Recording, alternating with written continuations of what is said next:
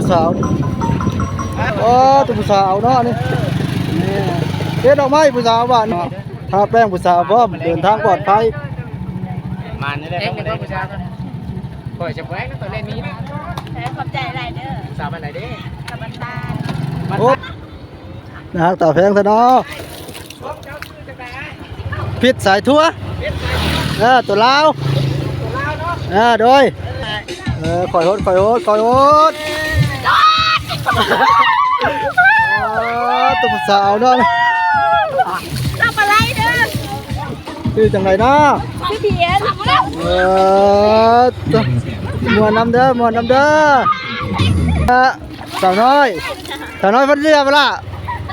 พันตูมปะชื่อจังไรสับจันป้าหวานเดี๋ยวคอยจุดโทรศัพท์ไหมซื้อจังไรล่ะคุยแอปนี่ซื้อจังไรซื้อพึ่งหน้าหักสมซื้อเลยเนาะจะหน้าหักสมซื้อเลยสาวคนเดียวป่ะเดี๋ยวไอ้มาลินน้ำไปยังหน่อยก่อน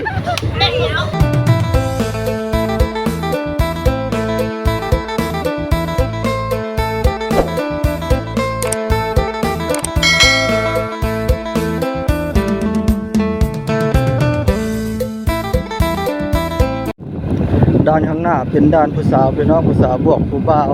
ที่เขาเดินทางมาฮอดบ้านโดนดบแล้วเป็นน้องมีแต่ผู้สาวเป็นน้องบ้านจัดเต็มเลยเราเลยสุดข้างหน้า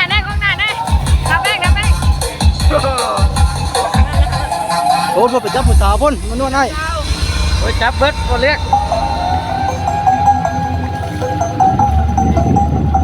ผู้สาวลงมาหอมแก้มเลยไหมลง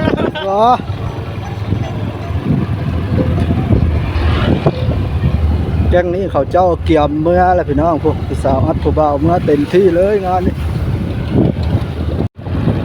ด้านข้างหน้านี่เป็นด้านเขาเจ้าบุญสงกรานต์พี่น้อง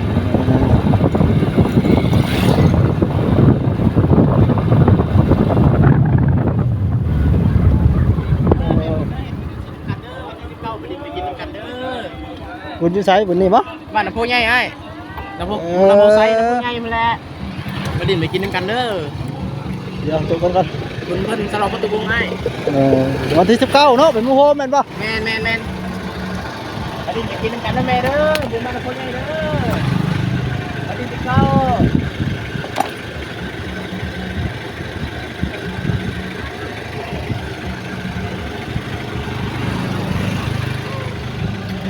คอยเด้ออย่ารถตำเดียวเด้อคอยแม่เด้อให้เด้อโอ้ตัวผู้สาวเนาะนี่เฮ็ดดอกไม้ผู้สาวบ้านเนี่ยเฮ็ดบุญสลองคนงงมันพูดยังไปกินกันเด้อไอ้ถึงเลขถึงรวยได้มาดิเด้อเฮ็ดมาได้ไปจากเลขนี้นะยินดีไม่แห้งได้เด้อ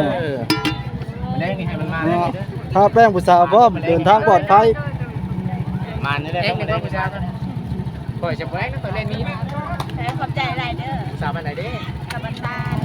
โอ้แต่แข่งบ่โอ้ยพี่น้องเขาเอง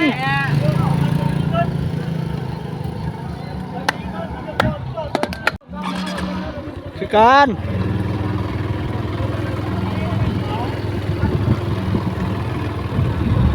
ด้านเขาก็หน่อยสมควรพี่น้องเพราะว่ามื้อนี้เป็นมื้อสุดท้ายโอ้ผู้สาวกลับเมื่อเลยพี่น้องด้านกันหน่อยเข้าสาวก็หน่อยลงเพราะว่าเขาเจ้ามันก็เป็นมื้อสุดท้ายแล้วเนาะโมนาเมื่อวานนี้พี่น้องเมื่อไปแล้วพี่น้องเลยกลับเมื่อเพิ่นแล้วผู้สาวก็เลยไปเห็นผู้สาวอยู่บ่นี่คือเมื่อหลายแท้เอาผู้ไปผู้มาพี่น้องงานที่เขาเจ้าสอบจบพักเศร้าพี่น้องเดินทางต่อนี่ด้านผู้บ่าวดิเนาะด้านผู้บ่าวพี่น้องด้านผู้บ่าวด้านข้างหน้าเป็นด้านผู้สาวน้อยคนเดือยพี่น้องนี่สาวบ้านค่ายพี่น้อง ตัวนี้ตนาฮักตาแพงนะฮักตาแพงซะเนาะพิษสายทั่วตัวลาวโดยตัวมีตัวผู้สาวนี่เนาะเลยทำนี้ทางไปต่อบ่ไปมีทางไปต่อขอบใจบ่ขอบใจหลายๆบ้านใดฮะบ้านใดคือเด็บดอกไม้บ้านน้ำโพใหญ่วันที่19พุ่นเขาลงมาเด็บอยู่ตรงนี้ดมเจ้าของซ้อมเด็บบ้านใดน้ำปงน้ำปงปัญหานี่แหละเป็นพี่น้องเดียวกันนักเตะกันเก่าโดยขอบใจหลายๆบ้านหันมาผู้สาวพี่น้อง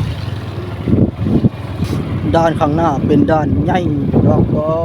ทุกทางมีทางผู้บ่าวผู้สาวพี่น้องก็เจ้ามารวมตัวกันอยู่ระหว่างห้วยตะฮาวพี่น้องบอกว่าห้วยตะฮาวนี้เต็มที่เลยงานนี้โอ้ยผู้บ่าวแสดงนี่ผู้บ่าวแสดงคอยโฮด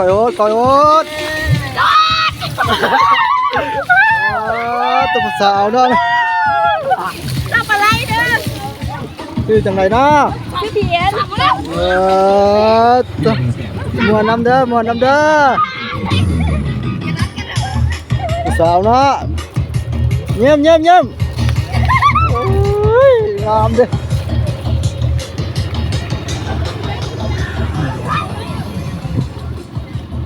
อผู้สาวเอาผู้สาวพี่น้อง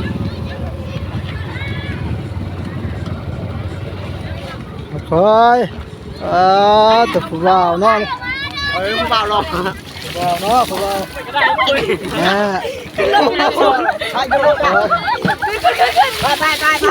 ผู้สาวเนาะหายแล้วสาวน้อยพันเรือเปล่าพันตูมปะชื่อจังไดสับจันสาวน้อยพันตูมบุกคนเรือพี่น้อง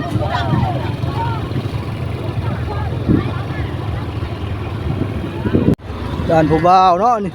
ผ่านก็มีทั้งผู้สาวผู้บ่าวเกิดงานนี่ด้านนี้ขอผ่านพี่น้องด้านนี้ขอผ่านนี่มาฮอดด้านบ้านพ้นเรือพี่น้องนี่เขาโค้งใหญ่เยอะผู้บ่าวป้าแป้งผู้สาวเต็มที่เลยพี่น้องด้านผู้สาวจะทำป้าแป้งภาษาไปได้วันนี้นี่สาวสำน้อยพี่น้อง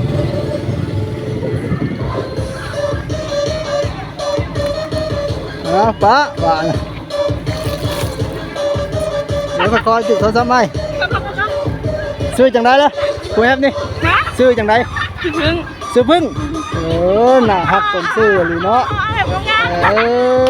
จะหน้าหักสมซื้อเลยสาวคนเดียวป่ะเดี๋ยวไอ้มาลินน้ำไปยังหน่อยก่อนเน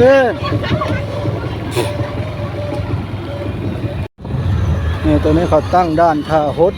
ผู้บ่าวผู้สาวพี่น้องเขาเจ้ากินดีอาร์อยู่ในเพื่อนเขาเจ้าเนาะแล้วก็อะไรมาคลิปนี้ฝากไลค์ฝากแชร์ฝากกดติดตามพี่น้องบ๊ายบายเจอกันคลิปหน้า